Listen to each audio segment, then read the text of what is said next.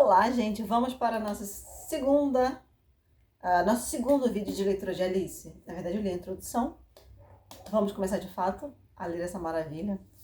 Bora lá! Pela Toca do Coelho, capítulo 1. Alice estava começando a ficar muito cansada de estar sentada ao lado da irmã na ribanceira e de não ter nada que fazer. Espiara uma ou duas vezes o livro que estava lendo, mas não tinha figuras nem diálogos. E de que serve um livro, pensou Alice, sem figuras nem diálogos? Assim, refletia com seus botões, tanto quanto podia, porque o calor a fazia se sentir sonolenta e burra. Se o prazer de uma guirlanda de margaridas valeria o esforço de se levantar e colher as flores, quando de repente um coelho branco de olhos cor-de-rosa passou correndo por ela. Não havia nada de tão extraordinário nisso. Nem Alice achou assim tão esquisito ouvir o coelho dizer consigo mesmo: ai, vou chegar atrasada demais. Quando pensou sobre isso mais tarde, ocorreu-lhe que deveria ter ficado espantada, mas na hora tudo pareceu muito natural. Mas quando viu o coelho tirar um relógio do bolso do colete e olhar as horas, depois de sair em disparada, Alice se levantou num pulo, porque constatou subitamente que nunca tinha visto antes um coelho com bolso de colete, nem com relógio para tirar de lá. E, ardendo de curiosidade, correu pela campina atrás dele. Ainda há tempo de vê-lo se meter a toda pressa numa grande toca de coelho debaixo da cerca. No instante seguinte, lá estava Alice, se enfiando na toca atrás dele, sem nem pensar de que jeito conseguiria sair depois. Por um trecho, a toca de coelho seguia na horizontal, como um túnel, depois se afundava de repente. Tão de repente que Alice não teve um segundo para pensar em parar antes de se ver despencando num poço muito fundo. Ou o poço era muito fundo, ou ela caía muito devagar, porque enquanto caía, teve tempo de sobra para olhar à sua volta e imaginar o que iria acontecer em seguida. Primeiro, tentou olhar para baixo e ter uma ideia do que esperava, mas estava escuro demais para se ver alguma coisa. Depois olhou para as paredes do poço e reparou que estavam forradas de guarda-louças e estantes de livros. Aqui e ali, viu mapas e figuras pendurados em pregos. Ao passar, tirou um pote de uma das prateleiras. O rótulo dizia: geleia de laranja. Mas, para seu grande desapontamento, estava vazio. Como não queria soltar o pote, por medo de matar alguém, deu um jeito de metê-lo num dos guarda-louças porque passou na queda. Bem, pensou Alice, depois de uma queda desta, não vou me importar nada de levar um trambolhão na escada. Como vou me achar corajosa lá em casa? Ora, eu não diria nadinha, mesmo que caísse do topo da casa. O que muito provavelmente era verdade. Caindo. A queda não terminava nunca. Quantos quilômetros terá que já caí até agora? Disse em voz alta. Devo estar chegando perto do centro da Terra. Deixe-me ver. Isto seria uns 6.500 quilômetros de profundidade, acho. Pois, como você vê, Alice aprendera várias coisas desse tipo na escola. E, embora essa não fosse uma oportunidade muito boa de exibir seu conhecimento, já que não havia ninguém para escutá-la, era sempre bom repassar. Sim, a distância certa é mais ou menos essa. Mas, além disso, para que latitude ou longitude será que estou indo? Alice não tinha a menor ideia do que fosse latitude, nem do que fosse longitude, mas lhe pareciam palavras imponentes para se dizer. Logo recomeçou. Gostaria de saber se vou cair direto através da Terra. Como vai ser engraçado sair no meio daquela gente que anda de cabeça para baixo. Os antipatias, acho. Dessa vez estava muito satisfeita por não haver ninguém escutando, pois aquela não parecia mesmo ser a palavra certa. Mas voltei a perguntar a eles o nome do país. Por favor, senhora, aqui é a Nova Zelândia? Ou a Austrália? E tentou fazer uma mesura enquanto falava. Imagine fazer mesura quando se está despencando no ar. Você acha que conseguiria? E que menininha ignorante ela vai achar que eu sou? Não convém perguntar nada. Talvez eu veja o nome escrito em algum lugar. Caindo. Como não havia mais nada a fazer, Alice logo começou a falar de novo. Tenho a impressão de que Diná vai sentir muita falta de mim esta noite. Diná era gata. Espero que se lembre de seu pires de leite na hora do chá. Diná, minha querida, queria que você estivesse aqui embaixo comigo. Pena que não haja nenhum camundongo no ar. Mas você poderia apanhar um morcego? É muito parecido com camundongo. Mas será que gatos comem morcegos? E aqui Alice começou a ficar com muito sono. E continuou a dizer para si mesma como num sonho. Gatos comem morcegos? Gatos comem morcegos? E às vezes, morcegos comem gatos? Pois como não sabia responder a nenhuma das perguntas, o jeito como as fazia não tinha muita importância. Sentiu que estava cochilando e tinha começado a sonhar que estava andando de mãos dadas com Dinah, dizendo a ela muito séria.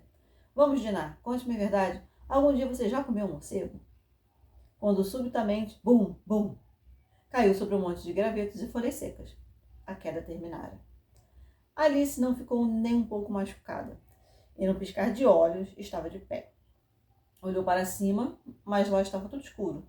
Diante dela havia um outro corredor comprido e o coelho ainda estava à vista, andando ligeiro por ele. Não havia um segundo a perder.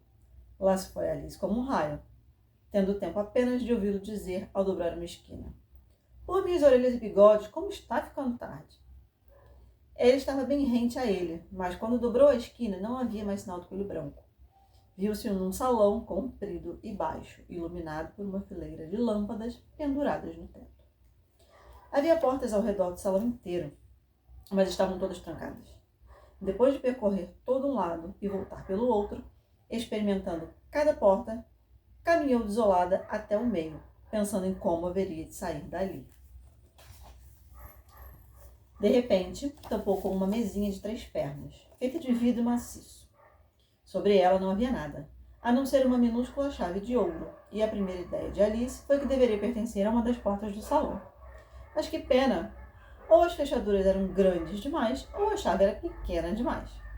De qualquer maneira, não abria nenhuma delas. No entanto, na segunda rodada, deu com uma cortina baixa, que não havia notado antes. Atrás dela havia uma portinha de uns 40 centímetros de altura. Experimentou a chavezinha de ouro, que, para sua grande alegria, serviu. Abriu a porta e descobriu que dava para uma pequena passagem, não muito maior que um buraco de rato. Ajoelhou-se e avistou do outro lado do buraco o jardim mais encantador que já se viu. Como desejava sair daquele salão escuro e passear entre aqueles canteiros de flores radiantes e aquela fonte de água fresca. Mas não era capaz nem de enfiar a cabeça pelo vão da porta. E mesmo que conseguisse enfiar a cabeça, pensou a pobre Alice, isso de pouco adiantaria em meus ombros. Ah, como gostaria de poder me fechar como um telescópio. Acho que conseguiria se soubesse pelo menos começar. Pois vejam bem, havia acontecido tanta coisa esquisita ultimamente que Alice tinha começado a pensar que raríssimas coisas eram realmente impossíveis. Como ficar esperando junto da portinha parecia não adiantar muito, voltou até a mesa com uma ponta de esperança de conseguir achar outra chave sobre ela, ou pelo menos um manual com regras para escolher pessoas como telescópios. Encolher pessoas como telescópios. Dessa vez achou lá uma garrafinha, que com certeza não estava aqui antes, pensou Alice, em cujo gargalo estava enrolado um rótulo de papel com as palavras "Beba-me", graciosamente impressas em letras graúdas. Era muito fácil dizer "beba-me", mas a ajuizada pequena Alice não iria fazer isso assim às pressas.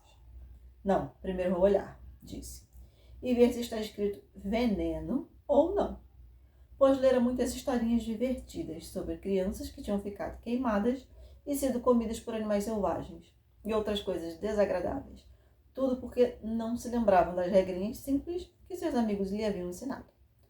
Que um atiçador em brasa acaba queimando sua mão se você insistir em segurá-lo por muito tempo. Quando você corta o dedo muito fundo com uma faca, geralmente sai sangue. E ela nunca esquecera que, se você bebe muito de uma garrafa em que está escrito veneno, é quase certo que vai se sentir mal, mais cedo ou mais tarde. Como, porém, nessa garrafa não estava escrito veneno, Alice se arriscou a provar. E achando o gosto muito bom, na verdade era uma espécie de sabor misto de torta de cereja, creme, abacaxi, peru assado, puxa-puxa e torrada quente com manteiga. Deu cabo nela no instante. Vou ler uma página. 14. Sorry, desculpa, gente. Que sensação estranha, disse Alice. Devo estar encolhendo como um telescópio. E estava mesmo. Agora só tinha 25 centímetros de altura. e seu rosto se iluminou à ideia de que chegara ao tamanho certo para passar pela portinha e chegar àquele jardim encantador. Primeiro, no entanto, esperou alguns minutos para ver se ia encolher ainda mais. A ideia deixou um pouco nervosa, pois isso poderia acabar, disse Alice consigo mesma, me fazendo sumir completamente como uma vela. Nesse caso, como seria? E tentou imaginar como é a chama de uma vela depois que ela se apaga, pois não conseguia se lembrar de jamais ter visto tal coisa. Um pouco depois, descobrindo que nada mais acontecera, decidiu ir imediatamente para o jardim. Mas, ai da pobre Alice!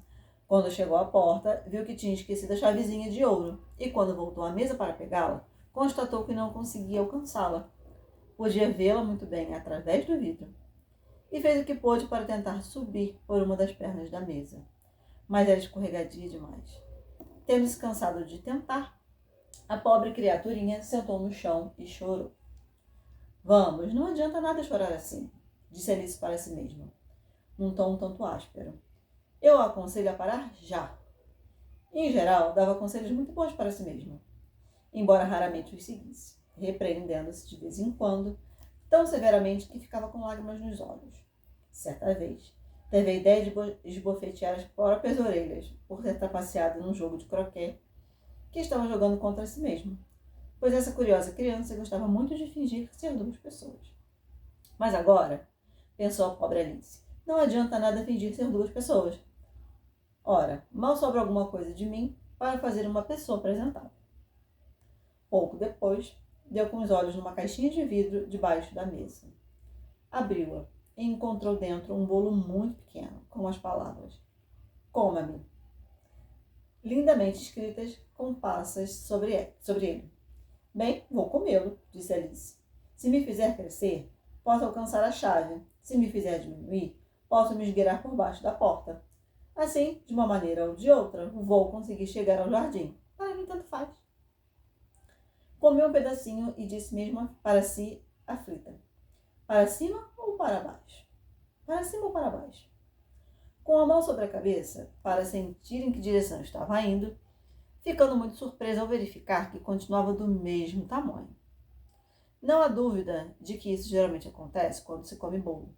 Mas Alice tinha se acostumado tanto a esperar só coisas esquisitas acontecerem, que lhe parecia muito sem graça e maçante que a vida seguisse de maneira habitual. Assim, pôs mãos à obra e num segundo deu cabo do bolo. E assim encerramos o capítulo 1. Gente, Alice é assim, é tão espetacular. Esse livro é tão maravilhoso, tão apaixonante, que eu já li trocentas vezes. Mas no próximo vídeo eu volto com o capítulo 2, A Lagoa de Lágrimas. Então eu quero saber de qual personagem vocês curtem mais nesse livro. Quem é o favorito de vocês? Porque nem todo mundo acha a Alice a melhor de todas, né? Eu acho que eu já falei no vídeo anterior qual é o meu. Depois a gente conversa sobre isso, quando a gente terminar a leitura. Vou ler só o primeiro, País das Maravilhas. E através do espelho, quem sabe, fica para depois. É isso, gente. Um beijo, curtam, compartilhem, comentem. Vamos crescer aqui. Então, até mais.